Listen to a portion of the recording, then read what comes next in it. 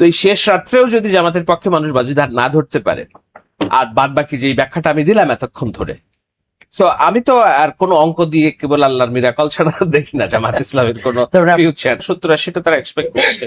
আমি এখনো আমার জায়গায় ওটা, আমি 20 থেকে 35টা এর মধ্যে আমি দেখি। I don't see the future. আমি তো কেন বলছি এটা, কেন বলছি, কারণ হলো আপনাকে আর একটা এক্সাম্পল দেই। কারণ হলো শেষ মুহূর্তে মানুষ বাতাস বুঝে অনেক সিদ্ধান্ত নেয়। এখন বাতাসটা কোন দিকে সেটা আপনাকে বুঝতে হবে। পলি মার্কেট বলে একটা জিনিস আছে, আমি আজকেও শেয়ার দিচ্ছি। এখানে ইন্টারন্যাশনাল বাজিকরটা বাজি ধরে, ন্যাশনাল বাজিকরটা বাজি ধরে। গতকাল জামাতের চান্স ছিল 15%, আর বিএনপির পক্ষে ছিল 86%।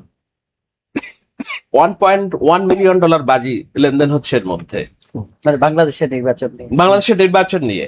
সেখানে আজকে 24 ঘন্টা পরে এসে আমি আবার দেখছি যে জামাতের পয়েন্ট 15 থেকে কমে 13%-এ নেমে আসছে।